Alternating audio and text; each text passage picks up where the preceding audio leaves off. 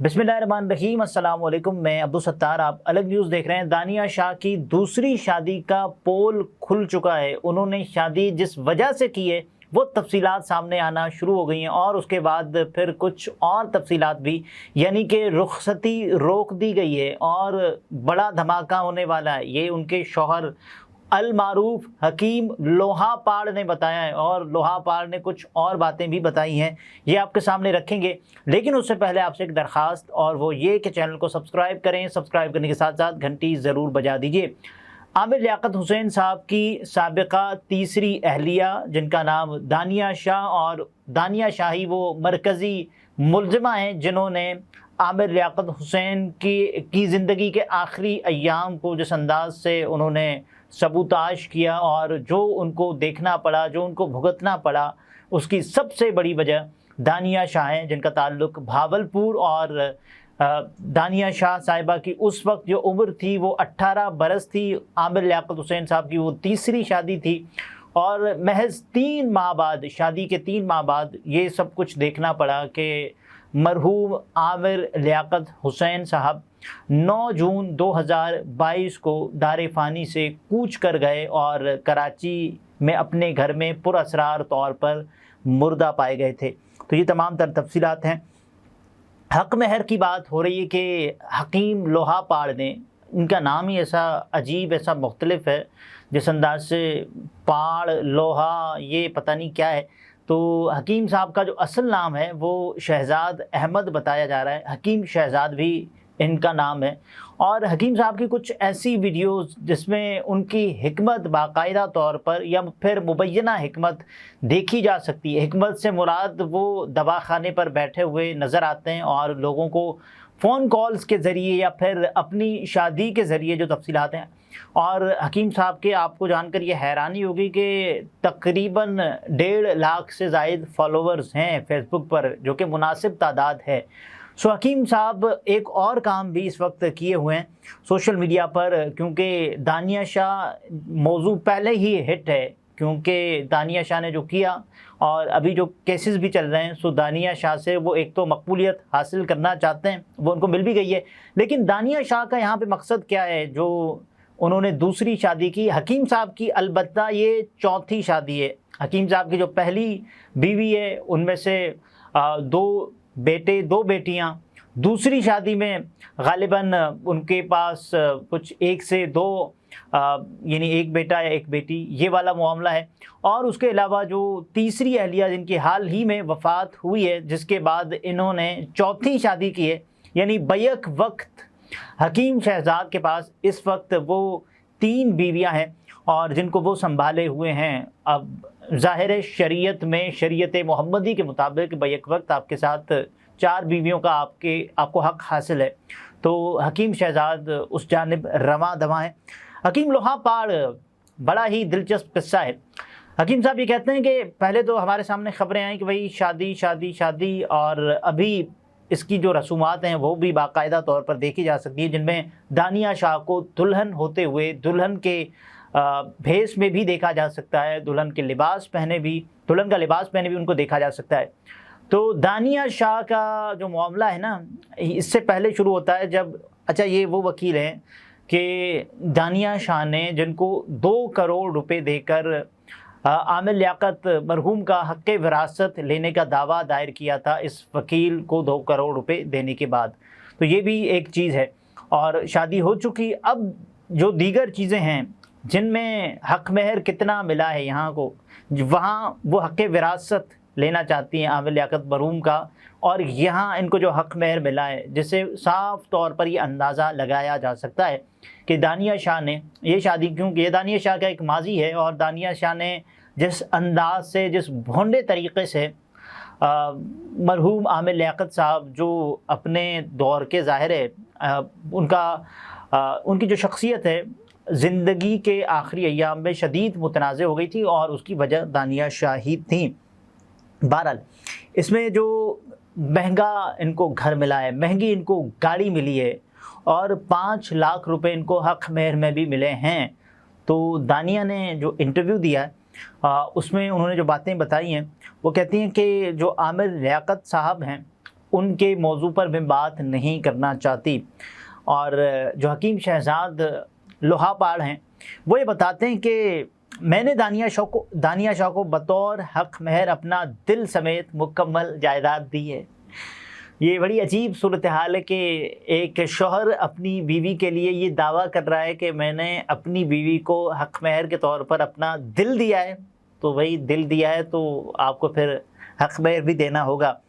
بہرحال، اور اس کے بعد آپ میرے چہرے کی مسکراہٹ سے یہ اندازہ لگا سکتے ہیں کہ میں اس کو کتنا انجوائے کر رہا ہوں، اس جملے کو کہ میں نے حق مہر میں اپنے دل سمیت اپنی جائیداد بھی دے دی ہے۔ بہرحال باقی یہ جو مانگے میں دینے کے لیے تیار ہوں۔ اب یہ بتاتے ہیں کہ انہوں نے کتنے پیسے دیے حق مہر میں، دانیہ شاہ کو ملا کیا ہے۔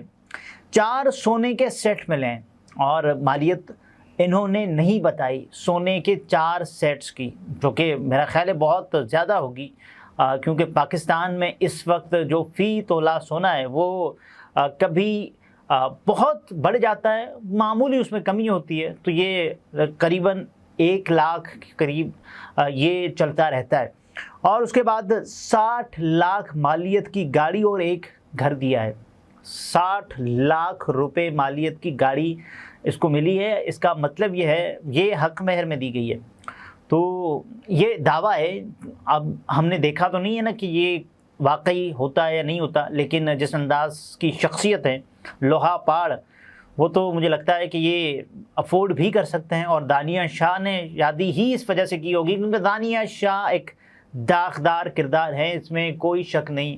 اور دانیہ شاہ میرا خیال ہے زندگی کے آخری دن تک اور اس کے بعد بھی دانیہ شاہ ہمیشہ ان پر جو داغ ہے نا وہ کبھی دھلے گا نہیں، جو پاکستان کا بہت بڑا لاس ہوا عامر لیاقت کی صورت میں، تو دانیہ شاہ پر یہ جو دھبا لگا ہوا ہے نا یہ کبھی بھی دھل نہیں پائے گا۔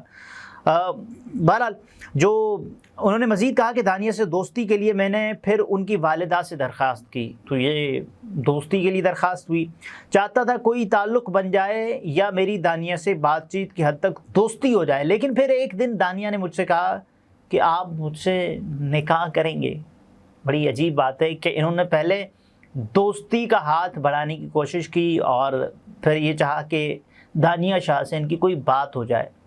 پھر یہ صاحب خود یہ بتا رہے ہیں کہ دانیہ نے ان کو شادی کی پیشکش کی، نکاح کی پیشکش کی، اور جب میں نے یہ سنا تو ایسا لگا جیسے بم گر گیا ہو۔